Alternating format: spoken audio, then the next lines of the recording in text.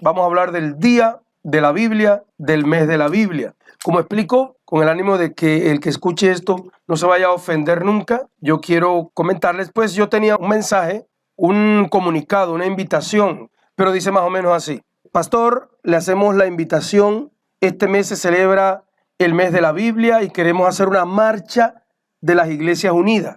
Queremos reunirnos el día tal y tal y celebrar un servicio unido, un tiempo de alabanza y adoración, una predicación que para lo cual tenemos un pastor invitado, pero primero se hará una marcha, todos unidos, alabanza en vivo, nos tomamos las calles a pie, en carro, camioneta, automóviles y motos con parlantes, con bocinas, y cada iglesia llevará al menos 2 pancartas alusivas al día de la Biblia. Si los hermanos quieren, se pueden disfrazar de personajes bíblicos. Yo no le estoy diciendo lo que vamos a hacer, no. Yo estoy diciendo el comunicado que me pusieron, ¿sí? Los hermanos que quieran pueden disfrazarse de personajes bíblicos para hacer un concurso de disfraces de personajes bíblicos, valga la redundancia. Me dijeron, no lo hacemos con el sentido de Halloween, sino queremos recordar de manera didáctica lo que hemos aprendido desde niño, porque lo que vamos es a unirnos un gran grupo de pastores sin pensar en denominaciones. Qué bonito, ¿no? Bueno, yo no lo quiero hacer que sea una falta de respeto. Me mandaron con mucho cariño, con mucho amor, con un lenguaje bastante correcto, con una manera de quererme integrar, de querer ser sociable e integrarme. Pero yo voy a dar la posición que yo como persona, que yo como predicador tengo acerca de este tema. Usted puede, sinceramente, no me voy a poner bravo, ni voy a regañar, ni me toca regañar a nadie que quiera ir. El que quiera ir puede ir, si tiene su conciencia fuerte. Pero bueno, antes de compartir lo que yo creo del día de la Biblia, les voy a contar una experiencia que tuve cuando yo era evangelista itinerante. Evangelista itinerante es un predicador que va de iglesia en iglesia. Yo era evangelista, pasé desde el 97, 96, hasta que vine acá, haciendo de evangelista itinerante. Pero cuando yo era evangelista itinerante, llegué a un pueblo que se llama, no voy a decir el nombre, y fui a una iglesia y yo no me esperaba lo que me tocaba hacer, porque yo iba a dar una campaña evangelística, milagros, sanidades, pero un pastor que es todo dinámico, vamos a decirlo de esa manera, me dijo: Pastor, súbase a la camioneta y escoja el perifoneo, y toda la iglesia con carros, motos, automóviles, bocinas, cabinas, pancartas, disfrazados de personajes bíblicos. Estamos hablando por allá como por el 2010, 2009. Bueno, me tocó a mí ir encima de la camioneta, una camioneta pues como esta que tienen el platón al aire libre, ir haciendo el perifoneo, ir haciendo como la marcha, al estilo de las marchas comunistas, pero las consignas eran cristianas. ¿Cuántos dicen gloria a Dios? ¿Y cuántos? Y yo pues me tocó yo por todo el pueblo, arriba de la camioneta con el micrófono y toda la iglesia, es decir, a lo largo en la marcha. Y cuando llegamos, después de toda la marcha, que dimos varias vueltas en el pueblo, al final se terminó, valga la redundancia, esa marcha frente a la iglesia. Y en la iglesia, cuando todo el mundo terminó allí, que paramos, nos bajamos, las hermanas y los líderes tenían sendas bolsas de dulces, caramelos, dulces, y les repartieron a los niños. Entonces, ¿sí ven? Marchas, ruido. Estaban en esos días en pleno Halloween, porque la fiesta de Halloween hay que disfrazarse 1 o 2 días antes, en víspera de Halloween. Y entonces, imagínense, estaba todas las calles llenas de la gente con disfraces de Halloween, y la iglesia se sumó a ese pueblo avivado por esa fiesta y llenó las calles con disfraces también, esta vez de personajes bíblicos y carteles, y también pues repartieron dulces. Pero en esta que me están invitando acá para este mes, dentro de unos días, para el día de 28, tiene un atractivo más. Hay un concurso de disfraces, no sé si oyó, un concurso de disfraces. Bueno, ¿por qué el mes de octubre es considerado el mes de la Biblia? ¿Por qué el mes de octubre es considerado el mes de la Biblia?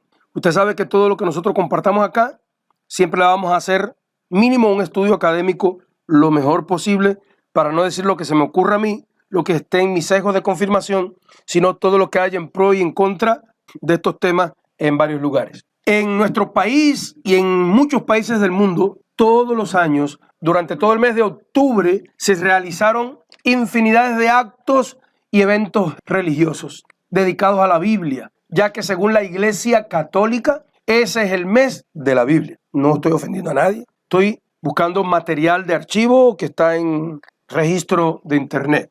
Entonces, ¿quiénes pusieron que el mes de la Biblia es en octubre? Pues la Iglesia Católica. ¿Por qué? Debido a que el 30 de ese mes es el día de San Jerónimo. Significa Jerónimo el que tiene nombre sagrado. San Jerónimo nació en Dalmacia de la antigua Roma.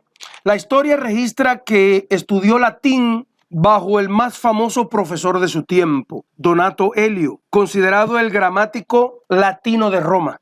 Un hombre muy instruido era este maestro, este profesor, pero no era creyente. Quiere decir que Jerónimo se instruyó con el mejor maestro secular, pero no era creyente, era un pagano. También Jerónimo fue estudioso de grandes autores latinos como Cicerón, Virgilio, Horacio, Tácito y autores griegos como Homero y Platón. Jerónimo se dedicó también al estudio de las Sagradas Escrituras. Era un erudito y también pues estudiaba las Escrituras. Y a finales del siglo IV, cerca del año 340, por encargo del Papa Damaso I, fue Jerónimo quien realizó la traducción de la Biblia del hebreo al latín. Es decir, por orden del Papa Damaso fue quien realizó la traducción de la Biblia del hebreo al latín, la cual recibió el nombre de Vulgata. La debe haber oído mucho por ahí. San Jerónimo o Jerónimo murió en Belén el 30 de septiembre del año 420 a sus 80 años. Por esto se declaró el 30 de septiembre como el día de San Jerónimo. Esto es para el pueblo católico. Para los evangélicos y protestantes, la historia es la historia, yo no estoy a favor de nadie, estoy dando la información. Para los evangélicos y protestantes, esta conmemoración es debido a que el 26 de septiembre de 1569 en Suiza se terminaron de imprimir los primeros 260 ejemplares de la Biblia en español, conocida como la Biblia del oso. Se le decía así porque tenía un oso en la portada. Traducida al español por Casiodoro de Reina. Es el motivo por el cual los evangélicos aluden que celebran el Día de la Biblia ese día. Y en la República Dominicana se celebra el 27 de septiembre de cada año. ¿Por qué específicamente hablo de la República Dominicana? Porque este país, República Dominicana, fue el primer país del mundo en tener un Día de la Biblia, pero un Día de la Biblia instaurado mediante la ley. En el caso de ellos, la ley 204 del 84. ¿Cuándo se celebra el Día de la Biblia en Colombia y por qué? El Día de la Biblia en Colombia lo dicta el Congreso de Colombia. Había un legislador cristiano y hizo la propuesta. Dicta el Congreso de Colombia, establezcase como Día Nacional de la Biblia el último viernes del mes de octubre de cada año. Las sociedades bíblicas colombianas han sido la entidad que lidera, promueve e impulsa la celebración del mes de octubre como el mes de la Biblia. Esta celebración también se realiza en varios países iberoamericanos en distintas fechas. El mes de octubre o septiembre en Argentina, Nicaragua, Perú, República Dominicana, Venezuela también lo celebran. El 23 de noviembre fue acordado como el Día Internacional de la Biblia, la cual es una celebración multirreligiosa. Quiero que entienda esta palabra, que el Día de la Biblia es una realización multirreligiosa, donde muchas religiones y sectas que tienen la Biblia como libro sagrado y otras que no, pues celebran el Día de la Biblia. Multirreligiosa, eso no sé si le huele a ecumenismo, a mezcla, demás y demás, a, ¿cómo se llama lo que dije de Cuba? Sincretismo, asincretismo. Bueno, esta celebración multirreligiosa es patrocinada por diferentes asociaciones y sociedades bíblicas, respaldada por muchas organizaciones. Qué lindos son la gente del mundo apoyando algo como eso. Dios no mandó a celebrar ningún día de la Biblia así como tal. Pero si hubiera un día, o bueno, parece ser, podemos creer que Dios no mandó a celebrar el día de la Biblia. Pero si hubiera un día que pudiera ser señalado como el día de la Biblia por la palabra de Dios, ¿cuál día podría ser? Es irónico que Pentecostés, Shavuot, sea una festividad tan poco conocida. Pareciera que es a propósito. Cierta vez estaba sentado frente al antiguo local donde teníamos la iglesia y Algunos hermanos estaban allí, era el día de Shavuot, de Pentecostés, y le dije, miran a su alrededor, parece, es el día más frío para el mundo secular. Todo el mundo está en sus casas. Hoy no toca fiesta de ningún tipo. El día más frío, más desapercibido del almanaque en el mundo secular es el día que cae el Pentecostés. Una fiesta tan poco conocida, tan importante. Está en Levítico 23, es una fiesta bíblica. Sí, Levítico capítulo 23, versículo del 15 al 16. Y yo les pregunto, ¿cómo logró Satanás y el mundo pagano que el evento más grande e importante para todos los creyentes que apoyan su fe en las Sagradas Escrituras, en la Biblia, haya sido olvidado e incluso rechazado? Porque en realidad en Pentecostés o Shavuot se conmemora verdaderamente la entrega de la Biblia, la entrega de la Torá, la entrega del Pentateuco en el monte Sinaí, el cual coincide no casualmente, sino por razones de cumplimiento profético con la llegada del Espíritu Santo al aposento alto o en el aposento alto. Coincide no casualmente, sino por razones de cumplimiento profético con la llegada del Espíritu Santo en el aposento alto.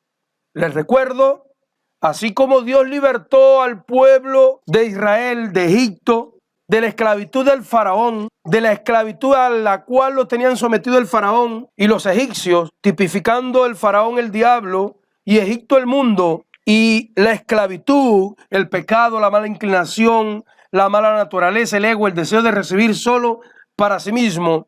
Y Dios los libertó por la sangre del cordero. Pero 50 días después que mató el corderito y salieron comiendo pan sin levadura, 50 días después estaba el pueblo de Israel en el Sinaí. Estaba allí en el Sinaí y Dios les habló y les dio allí los 10 mandamientos. Y 1200, 1300 años después, cuando murió el Cordero de Dios, en la misma fecha de la Pascua, que había muerto el Cordero en Egipto, cuando murió allá el Cordero de Dios, Jesús, Jesucristo, Yeshua HaMashiach, el Hijo de Dios, cuando el Cordero murió, del cual habló Juan el Bautista y dijo, he ahí el Cordero de Dios que quita el pecado del mundo. 50 días después que el Cordero murió, estaban 120 reunidos en el aposento alto para que se cumpliera la profecía que dio Dios, para que se cumpliera lo dicho por el profeta Jeremías. El profeta Jeremías hablaba del aposento alto cuando dijo, Jeremías 31:31,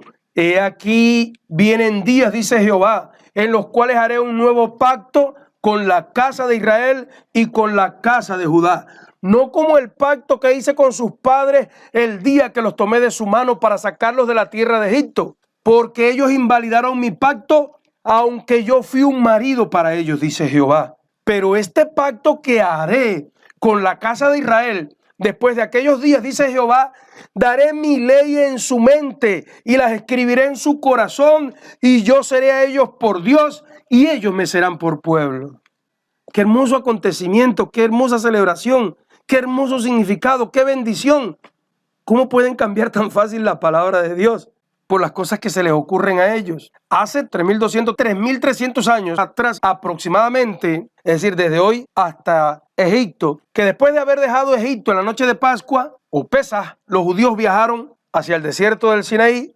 En ese lugar el pueblo judío completo, unos 3 millones de hombres y mujeres, experimentaron directamente la revelación divina, y lo registra Deuteronomio capítulo 4, versículos 2 y 13, cuando Moisés nos cuenta. Dios les habló de en medio del fuego y ustedes estaban oyendo el sonido de las palabras, pero no estaban viendo forma alguna, solo el sonido. Y Él les dijo su pacto, ordenándoles cumplir los 10 mandamientos. Él los grabó en 2 tablas de piedra. La entrega de la Torá, el Pentateuco, la Biblia reunida en 10 mandamientos. Ay, ¿se puede reunir la Biblia en 10 mandamientos? Jesús dijo que se podían resumir en 2. ¿Cómo será la Biblia resumida en 10 mandamientos? Que el mismo Señor Jesús dijo que se podían resumir en 2. Fue un evento tan grandioso que definió para siempre el carácter del pueblo judío y también el de todos los pueblos gentiles del mundo que quisieron recibir la palabra de Dios, la Biblia como la palabra del Dios Todopoderoso, y quisieron ser parte del mundo creyente. Pero además, los ideales de las Escrituras, de la Torá, del Pentateuco, tales como el monoteísmo, la justicia, la responsabilidad, se han convertido en base moral de la civilización occidental. Los principios que Dios dio a través de los 10 mandamientos y de su palabra son parte de la constitución de casi todos los países del mundo, aunque muchos no quieren reconocerlo. Entonces, la palabra que Dios dio desde el cielo marcó el carácter y el destino terrenal y eterno de todas las creencias basadas en la Biblia y también de las que no, porque van para un lugar de tormento. Entonces la palabra de Dios, la Torá, la Biblia, los 10 mandamientos, es un regalo que vino del cielo, es tecnología del siglo venidero. ¿Cómo será esa tecnología tan poderosa que es capaz de darnos vida eterna? Que será capaz de darnos cuerpos glorificados y podremos vivir en él eternamente.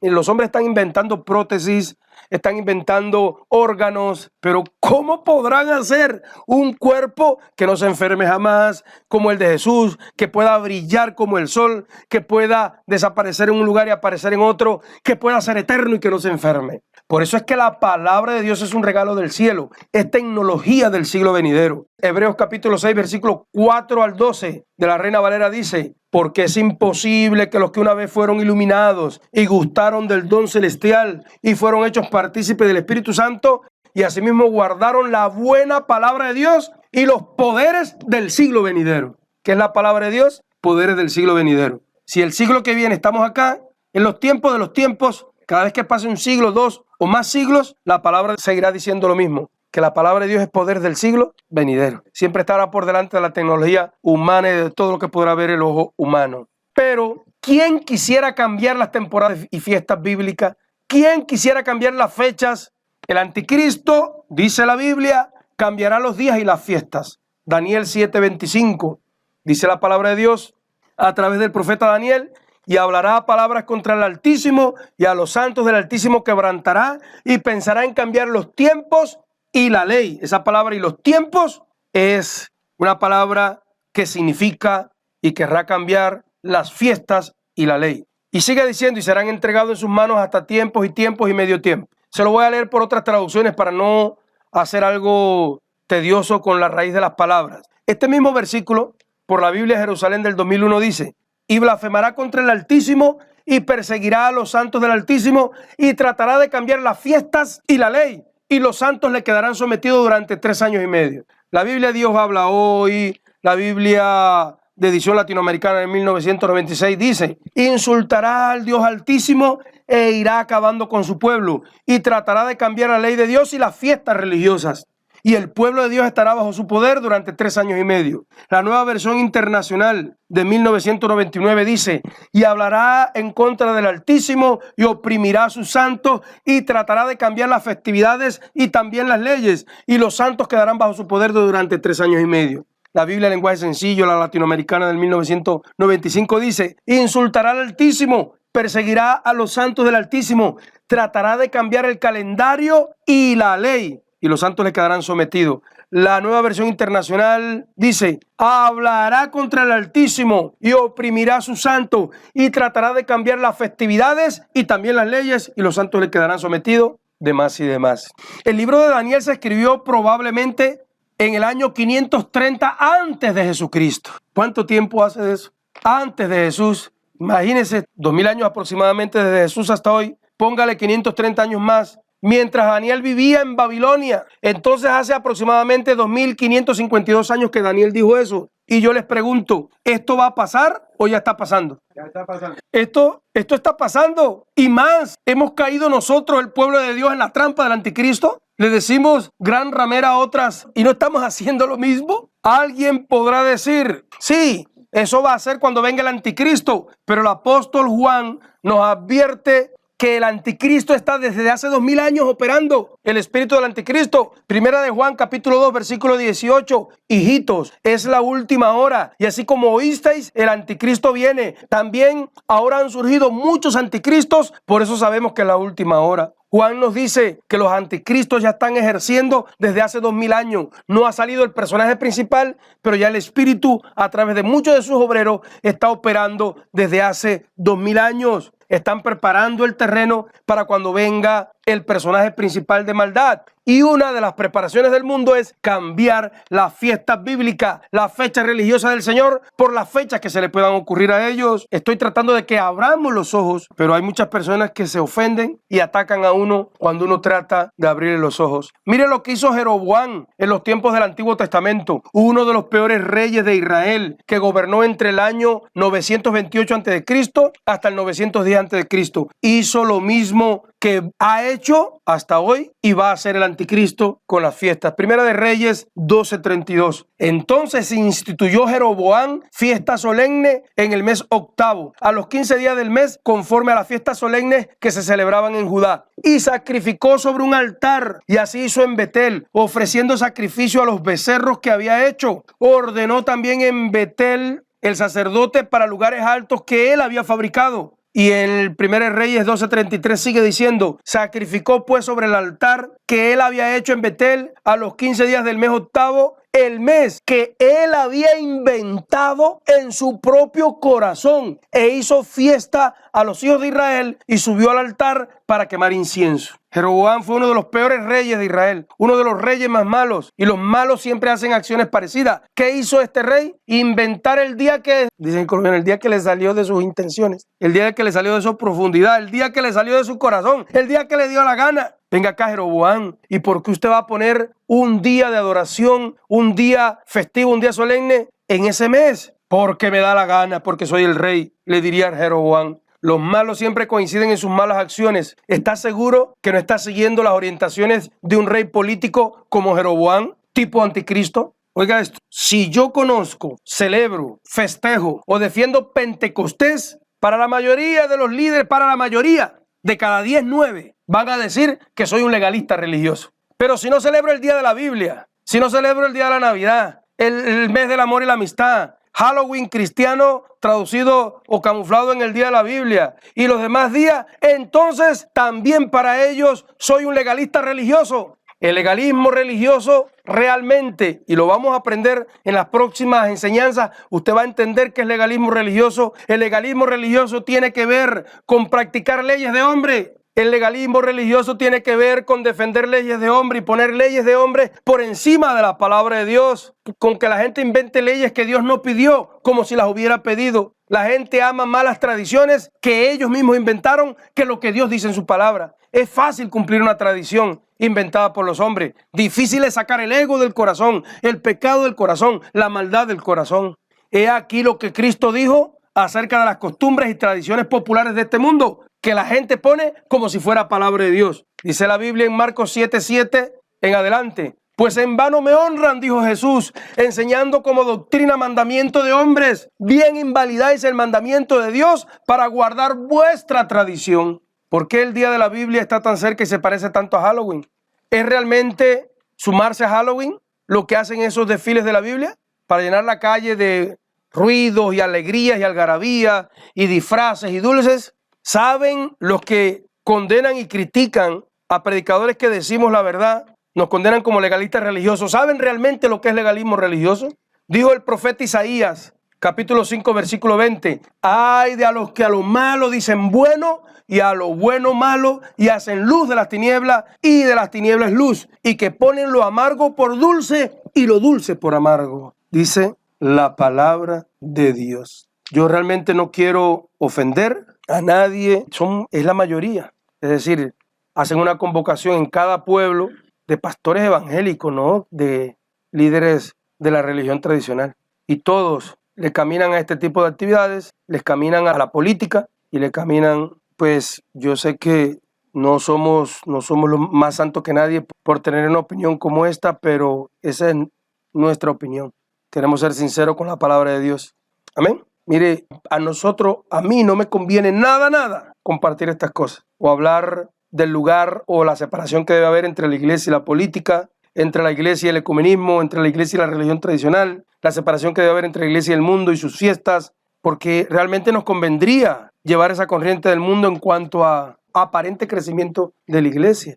Si pusiéramos un arbolito acá de Navidad y la estrella de David en el otro lugar, y yo les dijera, dale a Dios 100,000 pesos para que Dios te dé 1,000,000, y predicara mensajes de motivacional y de prosperidad, positivismo, claro que la iglesia se llenaba más, claro que se llenaba más. Pero queremos es, cuando nos paremos frente a Dios en el juicio, en el tribunal de Cristo, y el que no lo logre en el juicio del gran trono blanco, ¿será que Dios nos va a preguntar por la cantidad de gente que había en la iglesia? ¿Será que Dios nos va a juzgar? Va a decir, no, usted va para el infierno, usted fue un mal pastor porque debía haber tenido 300 personas y tuvo solo 20 o 30 personas. ¿O será que Dios nos va a juzgar por la calidad de la palabra y por la verdad expuesta de la palabra de Dios? Podemos equivocarnos. Puedo estar completamente equivocado en una predicación y sentarnos a discutirlo fuera de acá, pero puede estar seguro que siempre vamos a estar detrás de encontrar la verdad y no lo que quiera nuestro propio corazón.